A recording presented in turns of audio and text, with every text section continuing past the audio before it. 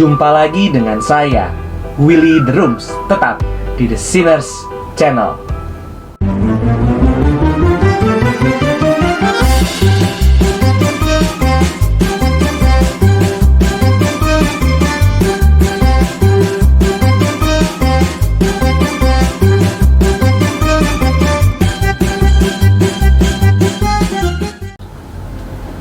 Jangan menghakimi. Perkataan ini seringkali terlontar dari beberapa orang Kristen yang tidak setuju dengan kritik yang dilakukan terhadap orang yang mengaku sebagai hamba Tuhan dan pengikutnya, tetapi ajarannya tidak sesuai dengan Alkitab. Apa benar Alkitab mengajarkan kita untuk secara mentah-mentah melarang kita untuk tidak menghakimi? Fenomena yang terjadi saat ini adalah kita harus membutakan diri terhadap kesalahan orang lain. Kita tidak boleh menilai orang lain ataupun mengkritik, bahkan menegur orang lain. Secara sadar atau tidak, ada banyak sekali orang Kristen ataupun hamba Tuhan yang mengambil penafsiran ini. Ini terlihat pada waktu mereka menggunakan kata-kata "jangan menghakimi". Menggunakan kata-kata ini terhadap orang yang mencela suatu ajaran sesat atau seorang nabi palsu. Orang-orang ini tidak menyadari bahwa pada waktu mereka mengatakan kata-kata "jangan menghakimi" kepada seseorang, mereka sendiri sudah menghakimi orang itu. Alasan yang sering dikemukakan untuk melarang menghakimi secara total, yang pertama adalah itu tidak kasih. Ini salah, karena kita menilai seseorang bisa dengan tujuan meluruskan orang itu dari kesalahan atau kesesatannya, dan juga untuk menolong supaya orang lain tidak ikut dengan kesesatannya tersebut. Lalu yang kedua, kita tidak boleh bertengkar, kita harus cinta damai. Ini pun juga salah, karena kalau kita membiarkan kesesatan dengan alasan cinta damai, kita tidak mencintai orang-orang yang bisa menjadi korban kesesatan itu. Menyatakan kesalahan atau kesesatan seseorang tidak berarti harus bertengkar. Tetapi, kalau toh terpaksa bertengkar karena orang yang ditegur tidak mau bertobat, perlu kita ketahui bahwa kebenaran lebih berharga daripada perdamaian. Dan perdamaian harus rela dikorbankan demi kebenaran.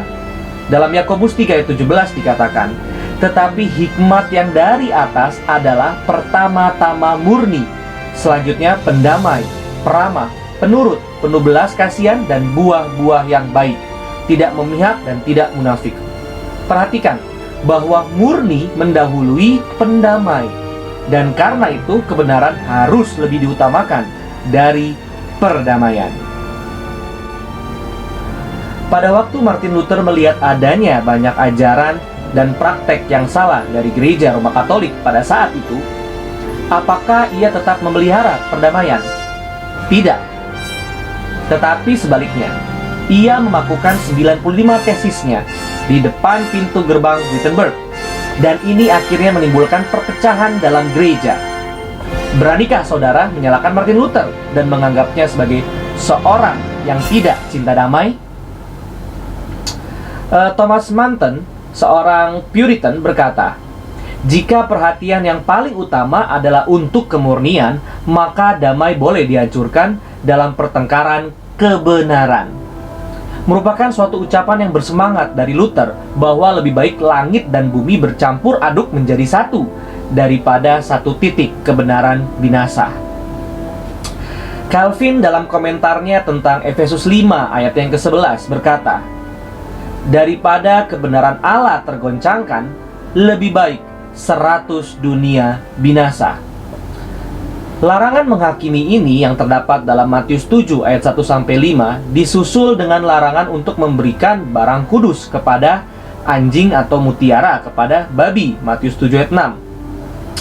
Bagaimana kita bisa mentaati larangan dalam Matius 7 ayat 6 ini? Kalau kita tidak lebih dulu membentuk suatu pandangan bahwa seseorang itu adalah anjing atau babi yang tidak layak diberi mutiara atau barang yang kudus. Juga dengan Matius 7 ayat 15 menyuruh berhati-hati terhadap nabi-nabi palsu.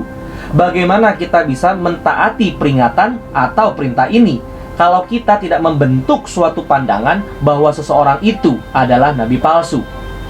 Lebih-lebih Matius 7 ayat 15 dilanjutkan dengan Matius 7 ayat 16 yang mengatakan bahwa dari buahnya kita mengenal pohonnya. Karena itu jelas bahwa kita boleh memastikan bahwa suatu pohon itu jelek kalau kita melihat buah yang jelek. Matius 7 ayat 3-5 yang berbunyi, "Mengapakah engkau melihat selumbar di mata saudaramu, sedangkan balok di dalam matamu tidak engkau ketahui? Bagaimanakah engkau dapat berkata kepada saudaramu, biarlah aku mengeluarkan selumbar itu dari matamu, padahal ada balok di dalam matamu?